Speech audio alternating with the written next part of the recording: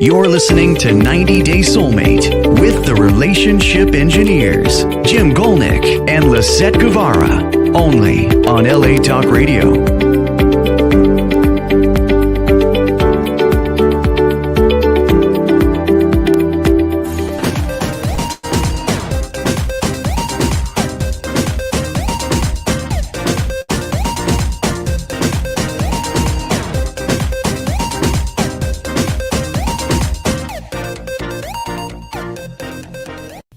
Welcome to 90 Day Soulmate with Lisett and Jim. Today, we're suffering in our basement studio with a little bit of a head cold. So if you hear any of that, just know that we're human. We are not robots. Not AI. Not today. Not AI. We don't have AI spokespeople for us. With virus. Yeah. It's a computer virus, actually. That's what's going on. Yeah. And our software is messed up. Today we're talking about, speaking about what we're talking about, this is kind of interesting. We're talking about resilience. How about that? Mm-hmm. We're resilient with our cough. Yeah, our cough is really resilient. It's not going away. And we're going to talk about resilience, development, and growth in relationship to the human being, right? So we're going to talk about the five dimensions of what it is to be human. So what are the five dimensions? And we'll get into that because we used to have four, but today we decided to go with five dimensions, an extra dimension. Yeah. Is that forward and backward in time? It's bigger. Bigger. How brain patterns are programmed, self-resilience, personal growth, and the three-legged balance. So here we go. We're gonna just get right into it. We, in our books and in our writings and in our shows in the past, have always talked about spiritual, emotional, mental, and physical aspects of relationships, of systems, right? So we do systems theory, and we talk about that, those four systems that humans have, businesses have, humans have. However, after doing more reading and more research, something came up today, and we said, let's add one more in. Let's add social. So let's look at spiritual, emotional, mental, physical, and social aspects of the human being, the five dimensions. And they're very important because society and the social aspects of who we are, I think, with the internet, with Facebook, Instagram, all these other things that people are constantly interacting with the social structure, with their friends, with society, impacts people as great as anything else these days, because it is another check on how they act. And we're going to talk about the dangers of that as well, because we see some positive aspects to it, but we also can see the dark side. Yeah. I believe, right? So let's continue on. So that was the theme. Here we go again. The five dimensions of being human: spiritual, emotional, physical, mental, and social. Getting right into the spiritual dimension, we're talking about what connects us to something greater. Our beliefs, our belief system, our purpose, our mission. That's something that's innate, inborn in us, and what we believe from our connection to a higher power. Why we are here. Why we are here. That's a big question. So in 90 Day Soulmate, we talk about soulmates. Belief that there is a soul and that there's a connection at a soul level with another person. Yeah, and also sometimes people say, why I am here? Maybe say, for what? For what? For what am I here? Yeah. Not why, but for what? For what? For what is the... So why seems like a past thing, right? Why am I here is how I got here. Yeah. But what am I here for to do in the future? To do right now? That's a good thing. Yeah. Why versus what? The reason we bring up spiritual, the higher power, mission, how we're connected to others through something that we just don't know and don't understand, the reason for that is that really was a guiding force spiritually for humanity for many years, right? This connection, this quiet time that you spent reflecting on who you were and how you were to be part of society and how you were connected. And I was connected to you through some great mystery of the universe. And I was connected to all other people through this mystery of the universe. And this is the historical human being searching about who am I? Why am I here? So what if the planet exists? Now we're talking about what can we do because we're here? What should we be doing? Not human wise, but human beings, right? Mm-hmm. What are we here to do? The emotional dimension is or are the feelings, mood management, emotional intelligence, the things that make us happy, make us sad, that we interact with emotions all the time. And those emotions are also something that have been developed over time. Mm-hmm. And we'll talk about the development of all these things. I just saw something on, what was that? On Instagram. I think I forwarded to you. It was a woman psychologist talking about that by the time we're 35 years old, the patterns, the behaviors, what we do, what we decide to do, have been programmed from birth in one, how we were actually born, what's our personality at birth, but what our family taught us, what our friends taught us, what our culture taught us, what our school taught us, that all those thoughts are in us. And her comment was 85% of who we are as a being is already in there. That there's not much we can do because we've been programmed to be who we are right now.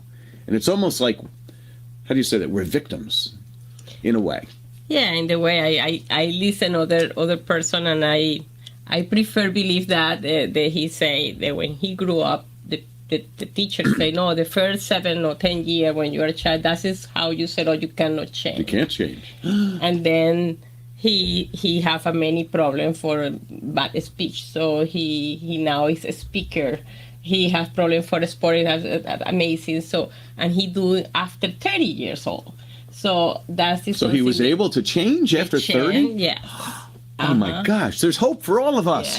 Yes. So that is the point. That sometimes one theory fighting with other. Well, there is, and there's the theory of that, and not only that, but the rest of the story was she said 85% is already in us. It's like built in, and there's nothing we can do about it. And then she said, and that leaves 5% where we have freedom of choice. I'm like, wait a minute, that doesn't add up to 100%. Yeah. So that's what's wrong with psychologists. She has a problem, and she has that problem with math since she was a little kid. So it's 85% chance that she has a problem with math from whatever. Okay. The point being is that we can choose to believe that 85% of whom we are that we already are is immalleable. Mm-hmm. Or we can continue learning, growing, changing our direction. And we like to believe that we can do that. We can learn a new sport, learn a new language, maybe. Yeah, anything. And also, I have I admire one old lady that we met in the karate. So she's teaching retire. Mm-hmm. She have at this age, I guess, 65. Okay. And she applied for being the karate in the school that my brother have. And she become black belt. And when I talked with her when almost 4 years later. Right. And I say, what do you do now? Now they achieved that. Now she give me a business card because she developed a website. So and another she's thing. in software. So I have to learn about do what size. So I take a training. And at this point, she's almost 68. And she bought her first computer. It's amazing. Yeah. Almost. I mean. Almost. So she's, I told you, 70 years old. And something that no grew up with technology. Right. At this point, she started to develop a website. And I had the business card. And I see the work that she's doing. Yep. It's not perfect, but she's doing. So it's good. It's good. Now, something you brought up before, and it's not really in our presentation, so I do want to bring it up. Mm-hmm. We were talking about, and actually it's later on, I said, have psychologists done more harm than good? Mm-hmm. That by studying the human psyche and studying all the dimensions of what it is to be human and looking at all the love languages. And we talked about this, is that maybe I need to be held, or maybe I need to be told I'm good, or well, the point was that you made is that, say, 30, 40, 50 years ago, people were busier with work. There wasn't the distraction of the internet. Mm-hmm. They didn't have all this information on how they should have been brought up. They might have been thought, I was loved very much by my parents. But now today, you read an article and it says, well, if your parents don't talk to you a half an hour a day, they don't love you. If they're not physically connected with you 2 hours a week doing exercise, they don't love you. And they come up with all these things on how their parents don't love them, or how they're not being treated fairly by their partner. And maybe you discover that you have a trauma because you have trauma. Bad parents. So we know more.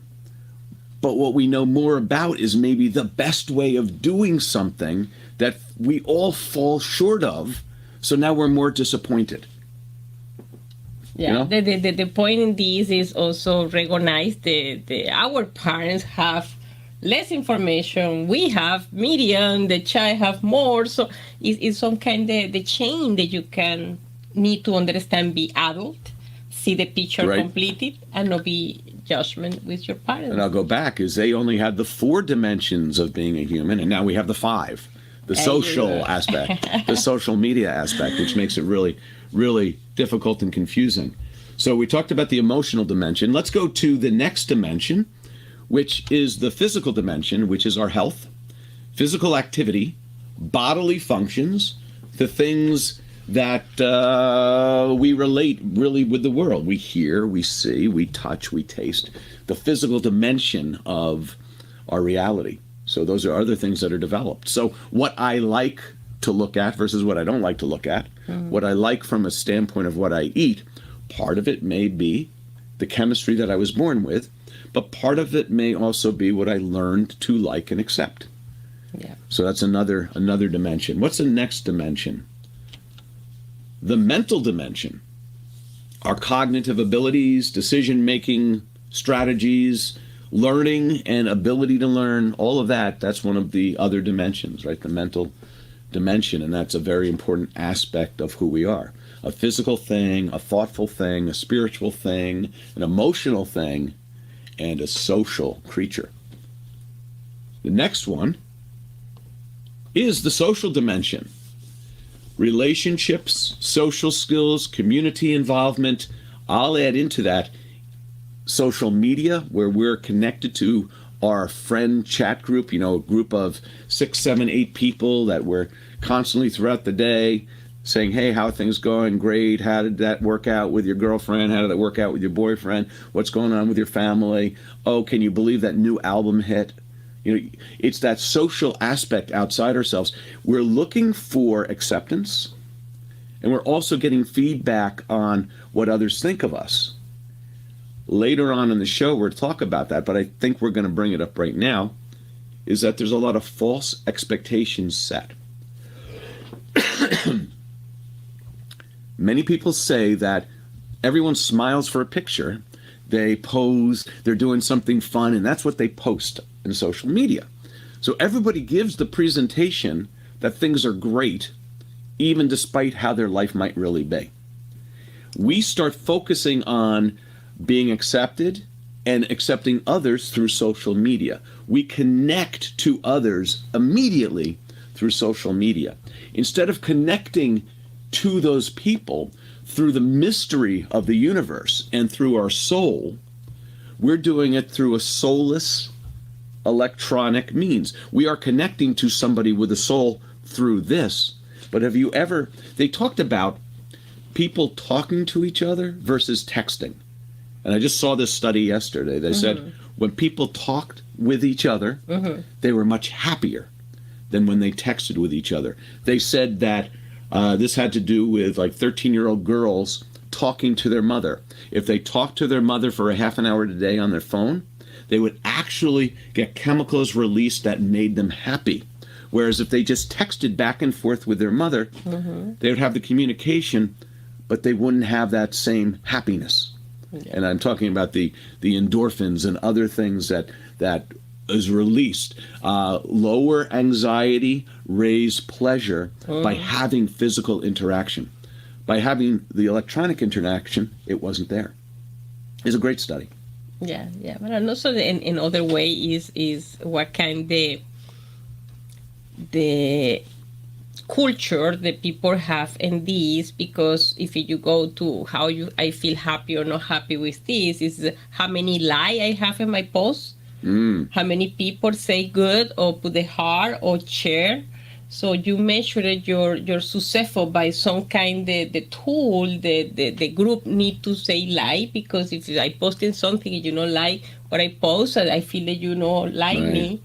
So this is the dimension that we try to explain in this show. There's also studies, many studies, that show the more time spent on social media, the more depressed the person is. And this is generally speaking, not specific for everyone. And this is the hardest thing, is you have people go, well, I'm on it all the time and I'm really happy. Yes, you are. But generally speaking, the majority of the people, the more time they spend, the lower they report self-happiness. And part of it has to do with that, is maybe they're spending so much time on social media because they're not having social interactions in person, because they're not taking the time to self-reflect, to be connected spiritually with who they are, why they are, and what they are. Yes. And when we come back, we're going to talk more about resilience in the 5 dimensions on 90 Day Soulmate with Lisett and Jim. 90 days. That is all it took. How she found her match? It is in the book. 90 Days Soulmate is brought to you by 90 Days Solutions. Welcome back to what? 90 Day. 90 Days Soulmate with Lisett and Jim. What's really nice about us being together here on the show and not texting each other, we get to interact. Yeah. So social interaction, right? Mental, physical, emotional interaction, in a way, a sense spiritual. Mm-hmm. But we using the social media to share. And using social media. So that's the positive part. Yes, yeah. we hope we can convey to you our emotion and happiness by doing this. The resilience, let's get into resilience. So what is resilience of spiritual? And let's have an example here. That when you have faith, when you have spiritual faith, even though you have adversity. So let's look at examples of spiritual resilience. What would be an example of spiritual resilience? That something's you're going through a tough time in your life. Maybe somebody's sick. Maybe someone's ill. Maybe you're going through a bad breakup. Mm-hmm. And spiritual resilience is you don't lose your faith. Mm-hmm. That maybe you even pray more, you meditate more, you self-reflect more, you connect with nature more.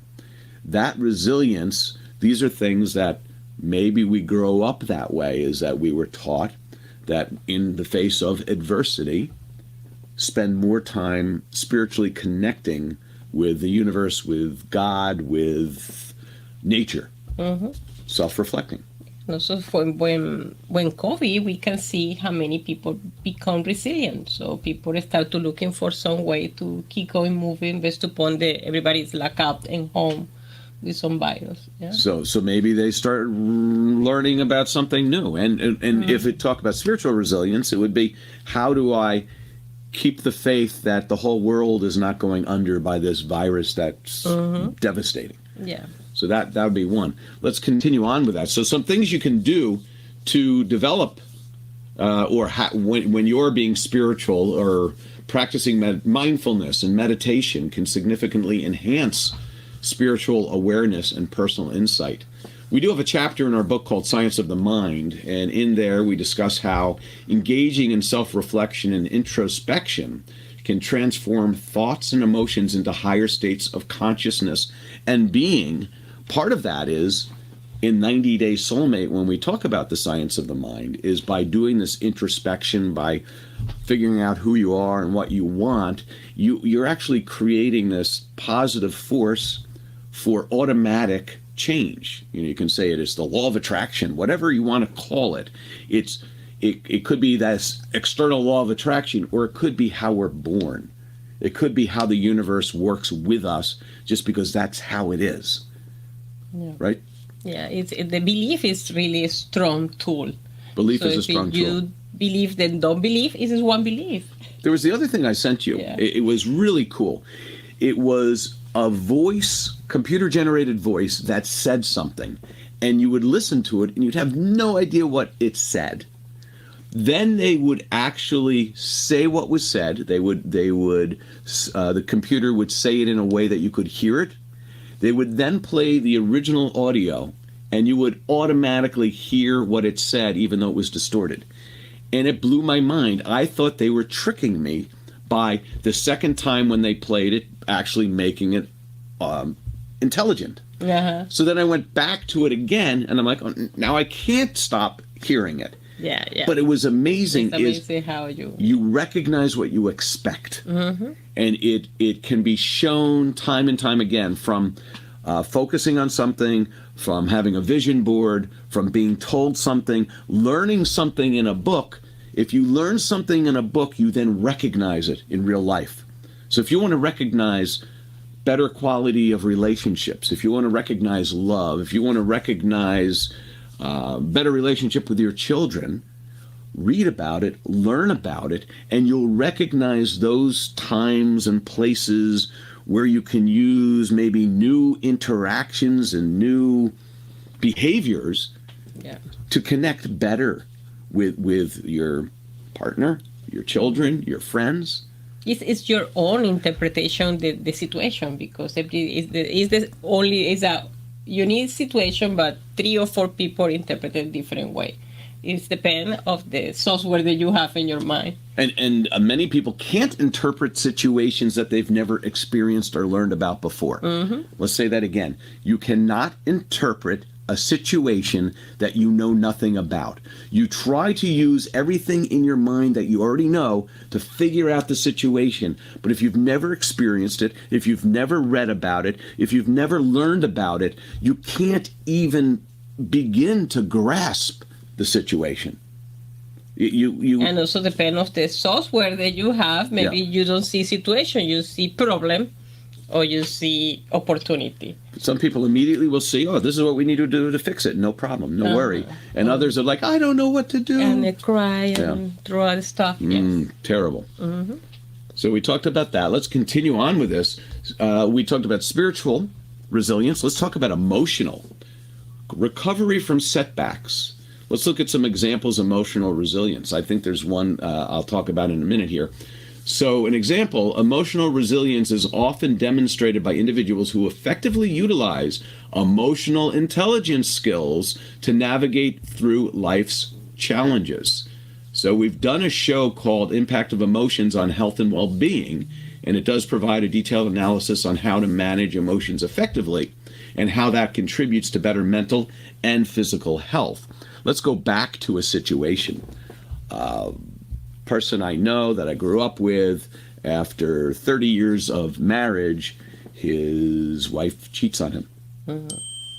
Ding, there you go. So what happened? So it's, how do you emotionally handle that?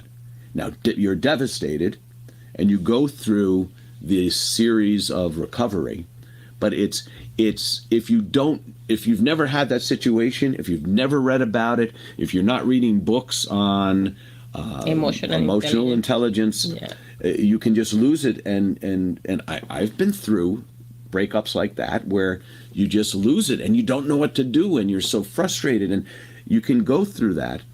Other people can go, okay, I know what to do. I know how to handle it. I am upset, but you can react in a multitude of ways. And maybe one of the most emotionally intelligent thing to do is to be hurt, to cry, to go to a therapist, to talk. And maybe one of the worst things to do is not go to work, stay home, and just be depressed. Think about it and be depressed and eat and not sleep, and that you're not going to think through how to deal with it if you've never handled it before. Therapy, Mm-hmm. A Always therapist is always helpful in this type of situation. Yeah. So sometimes the resilience emotional can be helped by a friend, a relative, Yeah. a therapist.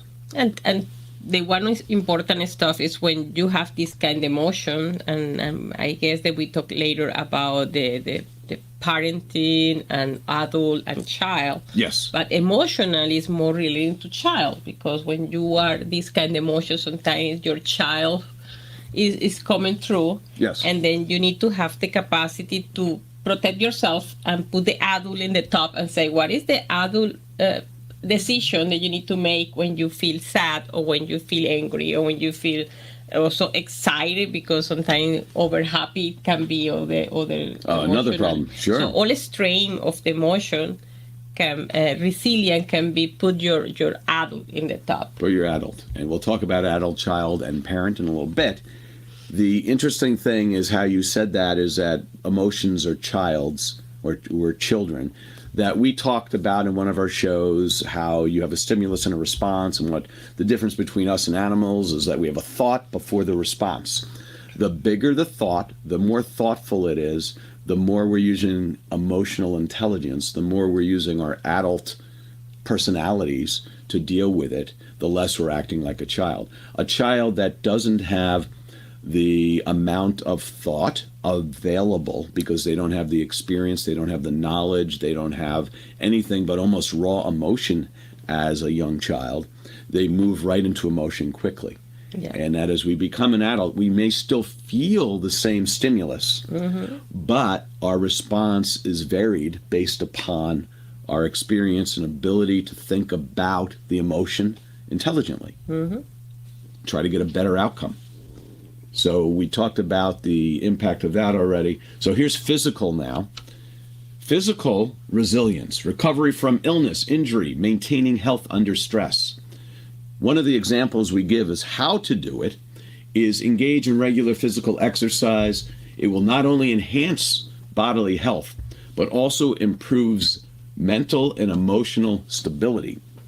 By getting that oxygen in you, by getting that blood flowing, by getting blood pumping and getting stronger, there's also been signs, and they showed this, they showed different school children who did athletics versus didn't as groups. And the ones that did group athletics actually performed better in class also. That a physical activity being part of what you do does help enhance your mental ability. Yeah. Blood flow, strength. Also, if it can help you with your confidence a little bit, confidence also helps you in making better decisions. As long as you're not overconfident. Yeah. As long as you're not overconfident. All strain again is the good. It is. Yeah, not the extreme. So impact on health, on emotions. So again, physical health helps your emotions and your emotional moderating. You're moderating of your emotions through your health. Next one is mental resilience, overcoming challenges through problem solving, mental flexibility.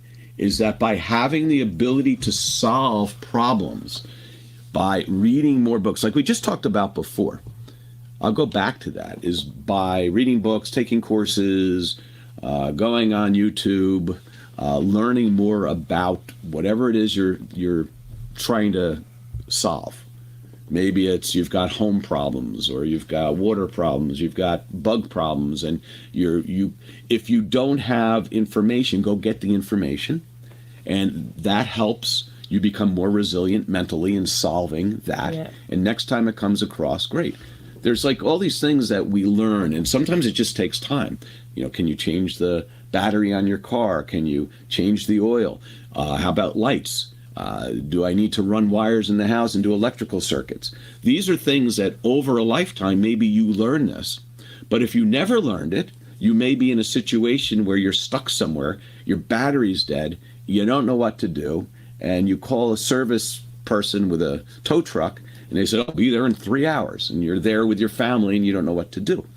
That you can either gain experience by living the experience a few times and gaining the experience, maybe reading about the experience, going on YouTube, Googling, that you look at for me, and this can be done at work too, is you look at the risks of the things that might happen.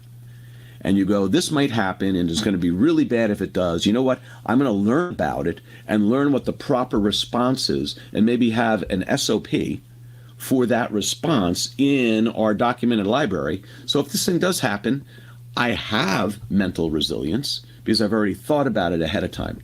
So resilience mentally is sometimes thinking about something ahead of time. Yeah. I'm actually supporting my wife in what she does auditing companies. He copied my SOP. I did. So continuous cognitive challenges and learning new life skills can help maintain and improve mental capacity and flexibility. And then we come to social resilience, maintaining relationships under stress, community support. Part of this has to do with the emotional resilience, but social resilience is that outreach to others. Building and maintaining strong social networks are crucial for psychological resilience as they provide support and a sense of belonging. So we have something in our book called Making the List, and we did a show called Making the List and Systems Theory. We explored how social interactions and relationships impact overall psychological health and social functioning. We also talk about preferences. How's your preferred way of connecting with other people? What do you not like? What do you like? What do you want to do in the future? And learning what your preferred methods are and then doing more of that to make those social interactions more beneficial for you and others. Yeah. Growth opportunities. Let's just do a review here. Reflect on your programming. Enhance the resilience in each of those 5 dimensions. Seek out ways to develop your strengths. That's one thing. Remember that sometimes it's better to build strengths than try to fix weaknesses. In a way. Like, somebody who's a really good catcher in baseball can become even a better catcher, but maybe they'll never be a good pitcher. And go, oh, I'm not a good pitcher, so I'm going to work on that. And then you don't make the baseball team because what you're good at, you didn't focus on. So one of the points is that we need to know where we should be focusing our energies. It's typical the human being be focused on the missing part versus the part that you have. Exactly. That's true. And we come back, we're going to talk about the 3-legged balance, a couple of other things that have to do with the social dimension, and then we're going to give you 3 steps to how to improve your resilience in these 5 areas.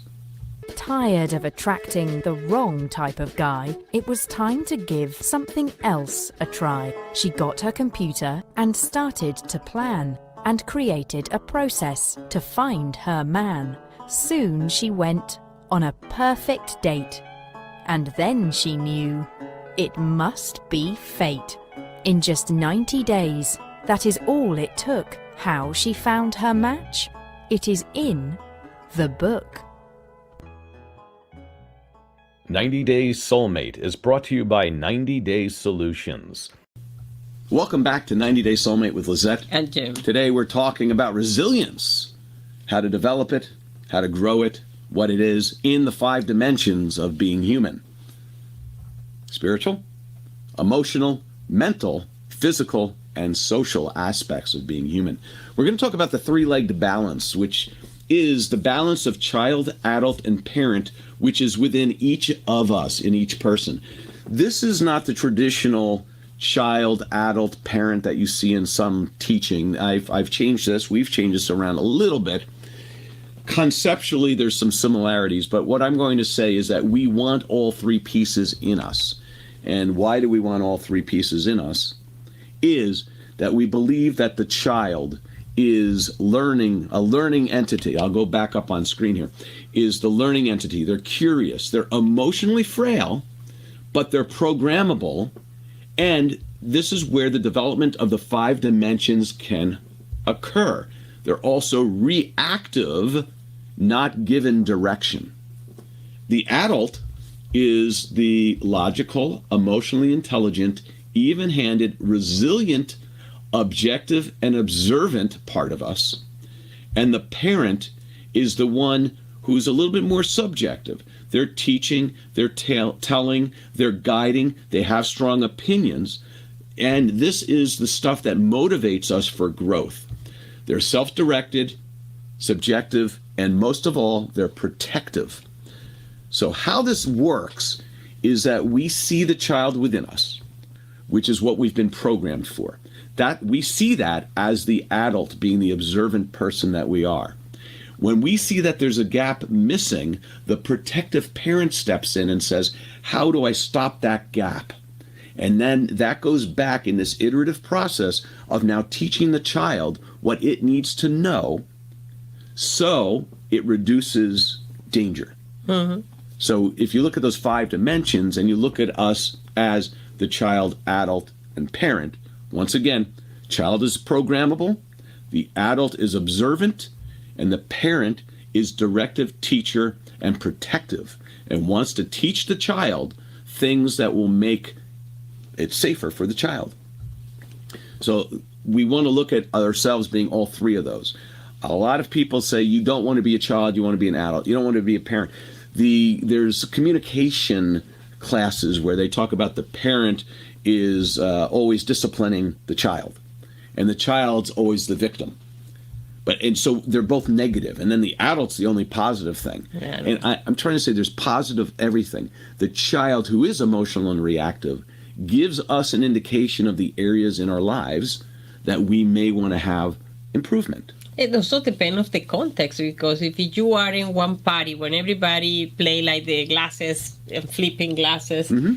You don't want to be adult there. You want to play. You want to play. You want to be child. Play. So this is depends on the context. But if you want to make a decision for some investment, finance and stuff, you don't want to be child. I want the fun. Or parent for protect. Yeah. You want to be adult to do the decision. So it depends how the content you are. Yeah, adult being objective and parent being protective and teaching and trying to correct the child to become a better adult. Mm-hmm. Right, so and yourself, and it's all yourself. It's all yourself. So not thinking the child is a one child. We're not talking about interacting with other people at this point in time. That's a whole different program. Yeah, it's yourself. So let's see where else we got here. We have. Oh, I like this. So this was my biggest fear when putting together this program. And what I mean by fear, it's not really a fear. It's more of something that we recognize as the reason we brought social into our dimensions of being human. Because of the impact of social media and modern society on our spiritual connections, that is social media supplanting, taking the place of spirituality. Has social media become our higher power? We reflect back on how others see us, not on how our higher power sees us. Connecting with others, is it a spiritual and soulful reflection, or is it social media and false projection? Mm-hmm.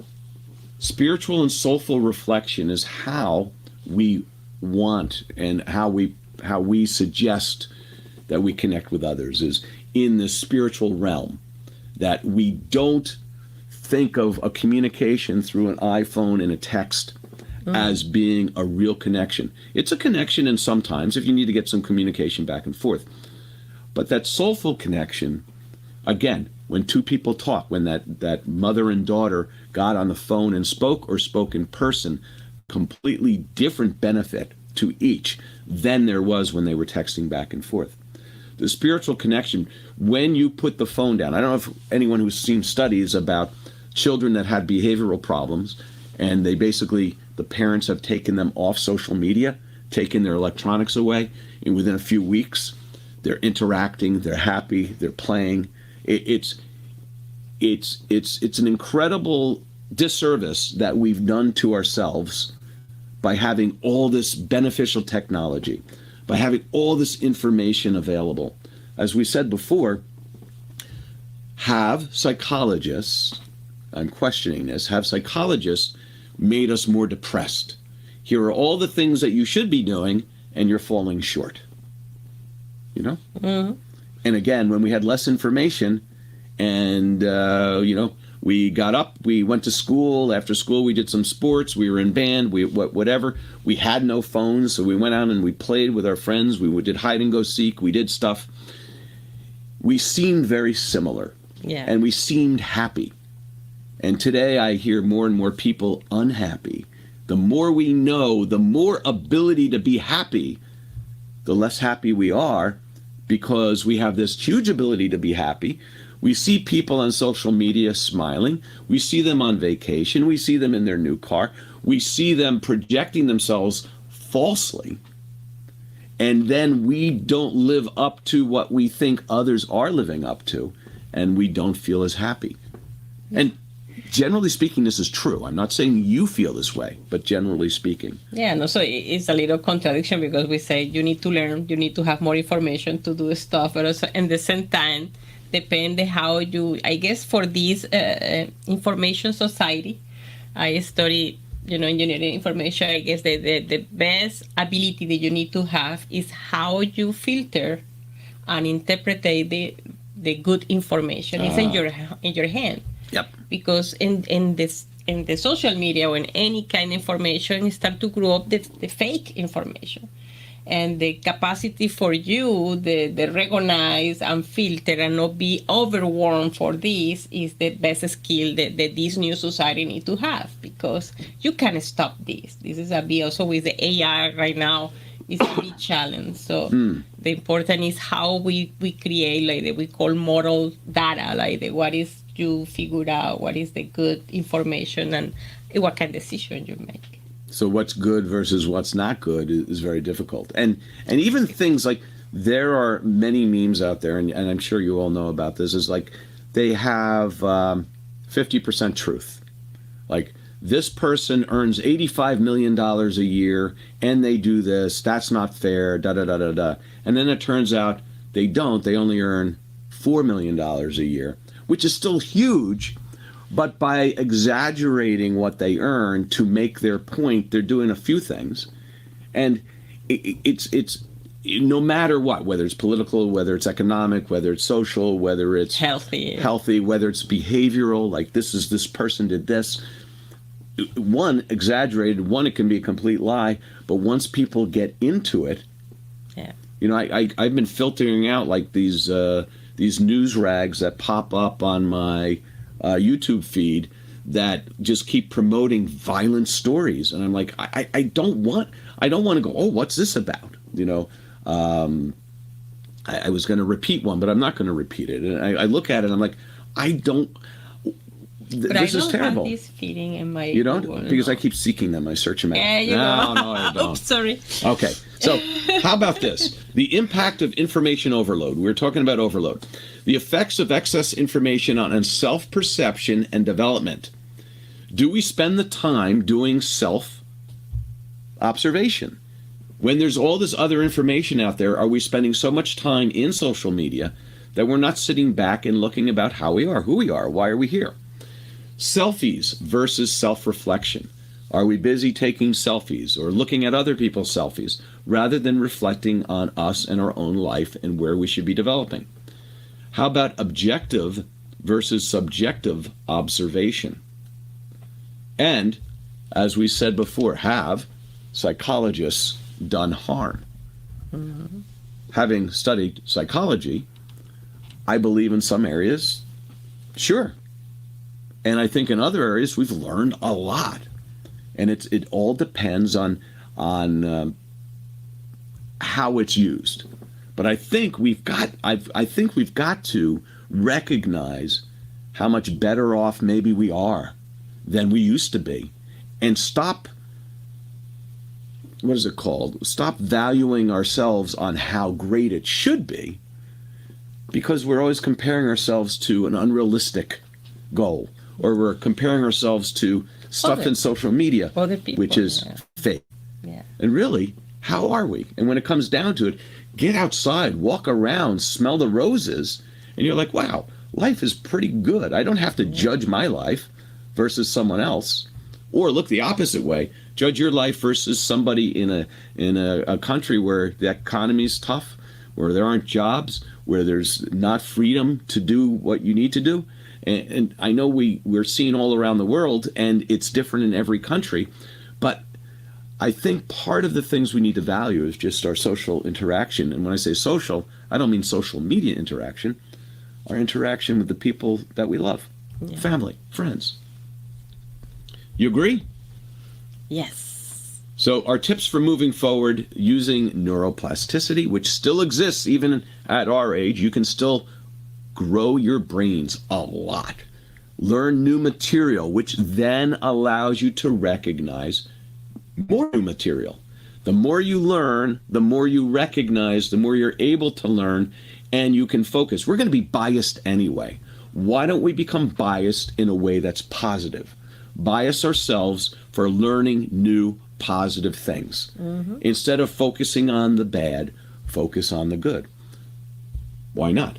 Therapy and coaching, that's another thing to help move forward. Diet and exercise.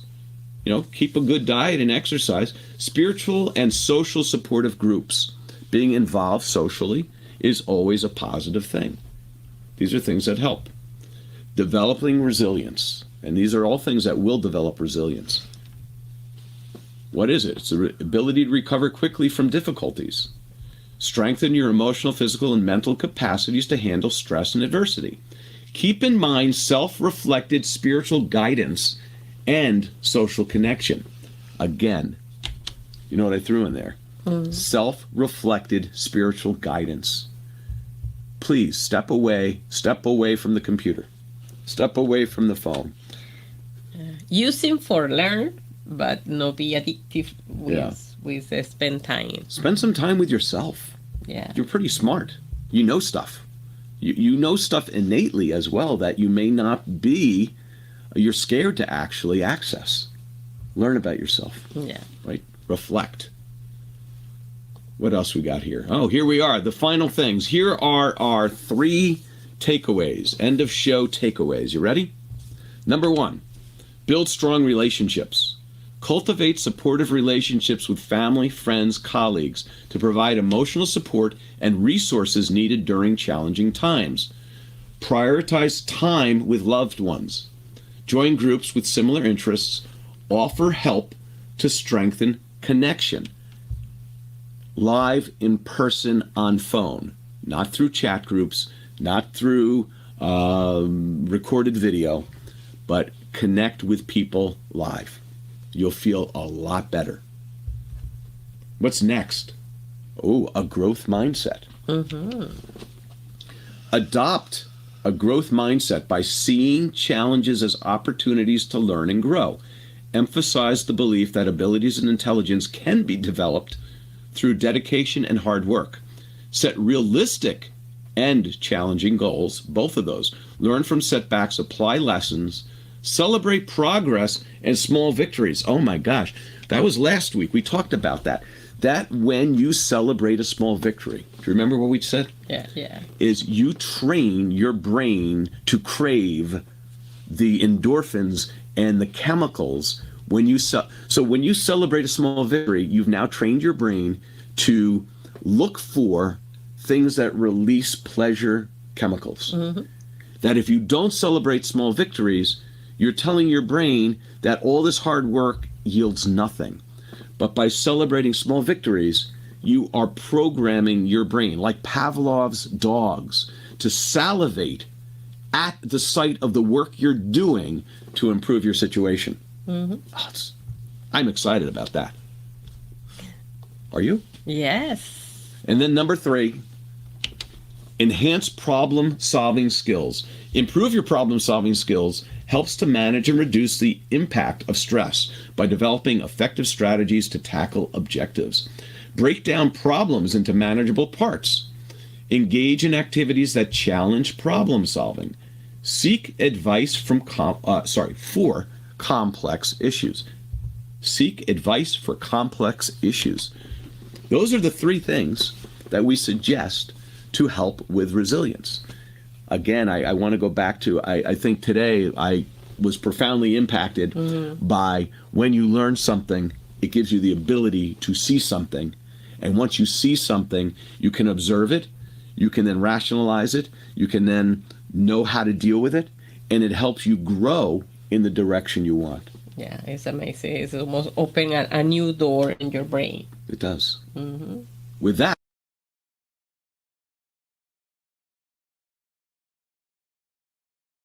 You're listening to 90 Day Soulmate with the relationship engineers, Jim Gulnick and Lisett Guevara, only on LA Talk Radio.